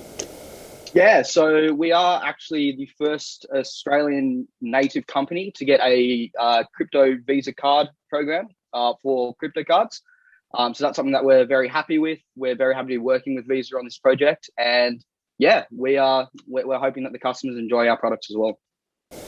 Awesome, mate. So good. And I love this story. You guys met at university. You guys were just kicking around, playing ping pong. You do play some mean ping pong. If you guys can keep it down in future, that'd be good, but that's okay. You guys are inspiring, and we absolutely love Team CryptoSpend. We've also got Angie here from Consent Labs. One of my favorite things ever. Angie, congratulations. It's a no-brainer for me. You guys are doing incredible things. Tell us a little bit about what Consent Labs is up to. Wow, thank you so much. This is so unexpected. So Consent Labs, I mean, this has been a massive year for consent. I mean, I'm pretty sure we've all heard the word so many times. This is actually the first year that we managed to crack into the high school market. And the crazy thing is, by the end of this year, we'll have spoken to 10,000 students and parents, which is a massive milestone. And another big milestone for us is I actually went full-time on Consent Labs at the beginning of August, which I mean, I think is just a testament to, what we've been doing and, how much young people and schools really believe in the importance of consent education. Hey, Angie, what you and Joyce are doing is so incredible. We thank you so much for leading the change, leading the charge. Congratulations, guys. We're so happy to have you as part of our community. Cool. Well done. Hey, Emma, tell us what's next. Should we announce another award? Yeah, it's winner's time. Sorry, yes, you're right. Let's do it. So at UTS Startups, all you need is an idea, but this one is really about celebrating a startup that does more than that. They demonstrate traction week in, week out, month in, month out, because that's what our community is about. It's not just about talking about their startup, it's about taking steps every single day to grow. I'm not going to spoil all of their traction points, and we might let them share all of the incredible work they've been doing this year. But this year's High Traction Award goes to Urban Plant Growers. Woo! Woohoo! Dilhan, you there? Yeah, hey, how are you? Great. Tell us all of the incredible leaps and bounds you've made in the last little bit. Yeah, wow. Well, firstly, thank you so much. I wasn't expecting this. This year's been a really big one. So we've landed a couple of B2B deals that we didn't have last year. So David Jones, Flower Power, and Costco, which have been absolutely incredible for urban plant growers. We really are trying to use these platforms to kind of reach the mass market and start making our products which enable people to grow this stuff in their own home available to everyone. On top of that, we've been doing a lot of product development. So we're developing a new modular product. So you can get, many of these and put them together and slot them in on your wall and do whatever configuration you like. And we're really excited to be, working with some manufacturers in China to get that done. Fantastic, Dilhan. We are inspired by you and well done. I can't wait to get my hands on an urban plant growers kit because, plastic plants are great. Not quite the same. But real ones better. Hey, well done and congratulations. I should mention as well, I just told these guys to show up in this Zoom. We didn't really tell them what we were doing. Classic Dave communication. But hey, Emma, we've got, what have we got next? The big announcement day. Oh yeah, we told you we had a big announcement. I forgot all about it. Hey, if you're watching on YouTube, remember, you need to subscribe because we keep announcing things. You better be there for it. But hey, we have got a very special person, boss of mine and yours, Murray. First, I did acknowledge a few important people at the start who were leaving UTS. There's one person I didn't acknowledge who is staying at UTS, which is Glenn Whitewick, our DVC that makes everything we do possible. Thank you, Glenn, for everything you do, including what I'm about to announce now. So, UTS is defined by our support for the economic, social, and cultural prosperity of our communities. That's pretty much line one of the strategy document, I think literally line one. UTS is also dedicated to delivering learning and development opportunities for our students throughout their lives. For our first 3 years, UTS Startups has been focused on supporting current UTS students. I am pleased today to share we're going to be expanding our eligibility to support startups launched by all UTS alumni. So this means all people who have studied at UTS any time in the past will be able to apply for support from UTS Startups. This support is free of charge, including free collaborative office space, free mentoring, free workshops, free, loads of opportunities for promoting your startup, and most importantly, the chance to be part of an incredible community of entrepreneurs as you're seeing tonight. I'm pretty sure I just heard 200,000 alumni shout out in enthusiasm and then go quiet. The chat is exploding. This is wonderful. I will say there's two quick caveats.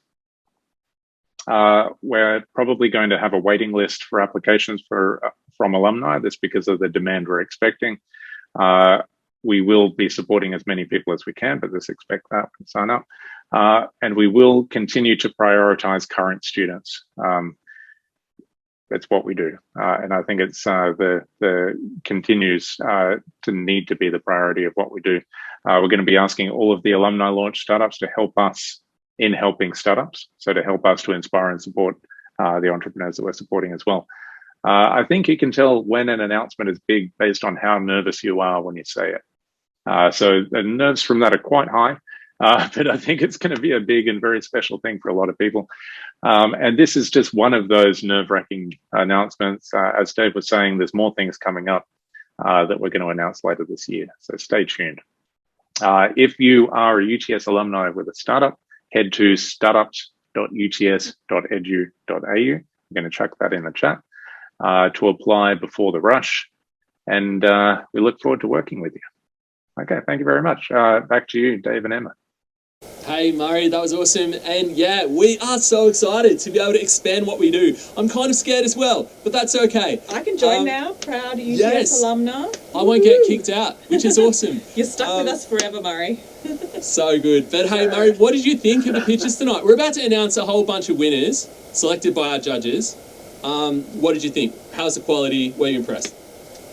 Listen, I think this is the first awards night I've ever seen where there's more people watching at the end than at the start. Like, there's something strange is happening here, like particularly in lockdown and everyone is zoomed out and everyone is wanting to take care of their kids or have dinner or other things. There must be something very special going on. And I think obviously there is in these pitches. These are incredible. I I can't wait for the lockdown to be over and everyone to be back on campus doing the things that they do with each other to support each other. But this has lit the fire back in me, and I'm sure it has in everyone watching as well. This has been incredible. Congratulations, everyone. And thanks to all of the startups for reminding us why we do what we do every single day. You're amazing. Yeah. Hey, I know this is naughty. We're a little bit over time, but I just wanted to know, judges, you've submitted your scores. How do you feel? Are you excited? Was there anything that stuck out for you? Peter, what do you think? Let us know. Look, it was so tough. The quality was so across the board stunning. So I looked at my scores when I was submitting them and was going, oh, is that really fair? So it was tough. And I have no idea what Attila and what Joe have come up with. But yeah, it's been a tough judging for all of us, I think. But be pleased, everyone. You did stunningly. I was really impressed. I had a great night. Thanks. Thank you, Peter. Joanne. Yeah, look, I mean, I'm so proud of the work that UTS Startups does, and all of your teams. You really have done an extraordinary job in very difficult circumstances this year. And I think that I know it's a sort of a cliche, but everyone's a winner, really. You've all done an extraordinary job, and I'm very proud of you, and I'm sure that the whole community is. Beautiful. Thank you, Joe. And we thank you again for your input there. Hey, Attila, we'd love to hear what you think as well. Nothing much I can add to Peter or Joe. Everybody should feel deeply proud of what they've done. But I suppose what I like to say is not only are all the pitches great, but at the end of a long day, on Zoom, which is always a challenging medium, every single one of the pitches tonight has energized me. You know, it's just given that energy. So not only the idea's been good, what they've been trying to achieve, their business plans have been good, but the way they're presented has just given us all energy. So thank you all for that as well. Thank you, Attila. We're going to miss you. I'm not crying. Emma's not crying. No one's crying. But we're going to miss you. And thank you so much for your time. Judges, we appreciate you. But it is time, Emma. It is. But hey, Murray and I have had the absolute privilege of announcing these winners for the last couple of years. So this year, hey Dave, the most inspirational guy I know, why don't you announce the winners? I don't know if I can, but I'll try. I'll hand them to you. So our best ever team has been furiously working behind the scenes to make sure we're not having a Steve Harvey moment. We've checked, double checked, triple checked, quadruple checked, and why don't you start with ideas, Dave? Oh my gosh. So I'm not procrastinating here, but we've also got the best UTS startup team and the best production team ever here at UTS. It is the University of Technology. We've got some good technology going tonight. Thank you, Nat. Thank you, the whole team who's produced tonight. We really appreciate you. But okay, I'm not going to keep you longer. The best UTS startup ideas stage. You probably guessed it. You might not have. It is Titan Biomechanics. Woohoo! Jamie, where are you? Are you here? Yeah, I'm here. Wow. I'm speechless. Did not expect this before the amazing startups we're up against. I just want to give a big thank you to the rest of the team, Dan, Brian, Kelvin, and Tim. And yeah, big thank you for you guys for organising this terrific event. Mate, it's true. I mean, I met you a few months ago. You guys literally started this with a group assignment. Is that right? Yeah, so as we're all engineering students, and as part of our degree, we have to do a 6-month internship. And we're fortunate enough to have this opportunity as our 6-month internship, and it's been amazing. That is awesome. Hey, we appreciate you, Jamie, and well done. Congratulations. So exciting. Oh, I should mention as well, usually if we were all here, we'd be having our beautiful Protospace, UTS Protospace trophies that we'd be presenting to you, and we'd have photos and everything. I've got this really miniature version of our this year's trophy, which is slightly less spiky than last year. Can I do that? It needs to be at least 3 times as big. It's a trophy for ants. But hey, it's going to be, we'll mail it to you. It'll be safe. Don't worry. Emma, who have we got next? Next up, Most Sustainable. And not only do they get a share of the suite of prizes, but they get an extra special cash prize to support their startup from Deep Green Biotech Hub. That is awesome. I am very excited to announce this. So best UTS startup, most sustainable this year goes to AWA. Woohoo! Bodhi, are you here? Are you still at work? He was in a work meeting when we were sound checking, which is kind of funny. Multitasking extraordinaire. Yeah. I'm still working. Oh, never not working. Bodhi, are you surprised? What happened? What do you think? Sorry, this is so confusing. Yeah, super surprised. Really hard to pay attention to all this going on right now. What was the question? Sorry. I don't know. You've won a prize, Bodie. Do you have anything inspirational to say? Do you have anyone you'd like to thank? I guess, never stop grinding, because I'm not for sure right now. So keep it on the entrepreneurial brand and let's go with that. Hey, we love you, Bodie. Thank you so much and congratulations. Cool, guys. Thanks. Alrighty. Application of research. Ooh, let's do it. Yes. Okay, best UTS startup application research. The winner, oh my goodness. The winner is Talanoa Education. Yes. David, are you here? He's somewhere. He might be here. I can hear him. Thank you, judges. Thank you, David, Emma, Murray, Kat, Phoebe, and even Fiona Anson, who catches up with me regularly. And I really thought Mark and the rest are light years ahead of my pitch. So just thank you for your entire team. You guys are awesome. Beautiful. Thank you, David. Well done and congratulations. Okay, how many more winners have we got? Two more of the pitching categories. Okay, 2 more pitching category winners. Best UTS Startup Social Impact. Can you guess it? Drum roll. Esmond, Generation Entrepreneur. Woohoo! Oh my goodness, you guys are absolutely amazing. Thank you so incredibly much. I mean, I've practiced this like my entire life, my Oscar receiving speech. Like this is what I've lived for. So I'm going to take 1 minute, but no. In all seriousness, we wouldn't have got this far if it wasn't for our advisory board. Gary, Gigi, Suru, Jack, and Victor, who are all on this call today, sending me so many good vibes. They went through the pitch. They've been here since day one. Our team, our our partners, Find the Project Academy, they've been amazing. To you guys, Peter, Joe, Attila, and everyone at the UTS Startup team, you guys have literally embraced us with open arms since we joined months ago, and we just would not be here if it wasn't for you guys. And finally, Attila, with your words, we are going to work harder and we're going to give back to the community. This isn't just about me. It's not about the team. It's about so much more. And hopefully, in years' time, our startups from our high school students can become UTS startups and really bring this full circle. So we'd love to do that. And thank you again for this amazing. Oh, I'm such a proud auntie. I'm actually tearing up a little bit. But Yeah. I don't know. Okay, All right. we've got one more. One more. I can do it. We can do this, Dad. I can't announce this one, Emma. Yeah, you can. Okay. UTS Startups Award for the best UTS startup established. I can't say anything properly at this point. It is Compass IoT. Emily, Woohoo! You've won another award, Yes. as per usual. How do you feel? I feel like I have words that I can't say in front of people right now. There's a lot of, if you could beat me out, that would be great. I honestly don't really know what to say. I know that Nick and I think Vince were watching in the chat earlier. I saw them there's Vince.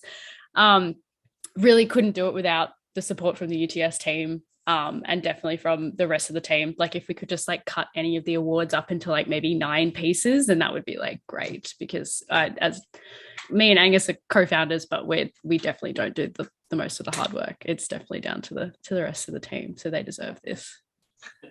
Hey, congratulations, Emily. You and the team are incredible. Well done. Hey, Murray, we have one more award for tonight. You know what it is. We know what it is. Can you tell us a little bit more? Okay, I'm going to say this quickly. Well done to all our finalists and all the startups that have participated. Our Startup of the Year award. So probably my favorite award, because we get to choose it and we get to see all the startups that we work with and say, you're doing amazing things based on it's one thing to see someone pitch, it's another thing to see people working over the years and see what they actually do. So in terms of recognition, I think this should go to a company that's doing incredible things amongst all the incredible things that we see. But whether that's growing a company remarkably against all the odds, or stepping up and continuously helping all of the other startups while also running their own startup, or literally saving hundreds of lives around Australia with their startup at the same time. This startup has it all. Drum roll. Please join me in congratulating. Thank you very much. Startup of the Year 2021, Sorry, Emily. It's Compass IoT. Welcome back. Again, words I probably can't say in front of like 99 people, but yeah, Vince is going to be really jealous because he pitched last year and was kind of upset that he didn't win. So I literally don't know what to say. Really appreciative. We really appreciate and we really like being part of the UTS startup community, and the team has really missed coming in on Fridays. Like everyone's like, oh, Fridays suck now because we can't go and have beers in the basement anymore. So really looking forward to kind of coming back and getting involved. It's going to be really cool once we get out of lockdown. Congratulations, guys. We're at the end of our event. I know we ran a little bit over time. I'm sorry about that. It's my fault. But hey, that was so awesome. We had so much fun. I feel the energy. I feel the love from you guys at home. We so appreciate every single one of you that have tuned in, that have spent your time supporting our startups, believing in what we do, believing in them. And hey, if you want to join UTS Startups, hey, we are ready for you. All you need to do is tell us what your idea is. You can be a student, or now you can be an alumni. Yes. If you don't have an association with UTS, come and study here. We are both UTS alumni. We turned out all right. I'm telling you, it's not so bad. It's actually awesome. We'd love to have you here. But UTS Startups is about inspiring and supporting the future entrepreneurs that are going to turn this place around. And we're just seeing some incredible stuff already. Be part of it. We can't wait to have you. Where do they go? Startups.uts.edu.au. Jump on in there, and while you're at it, it's not the end of September yet. We are still in the last couple of days of the UTS Startups Festival. It's been happening all September. There is so much online in terms of resource, in terms of how-tos, inspiration, heaps of stuff there for you. If you are even a shred inspired by what happened tonight, get amongst it.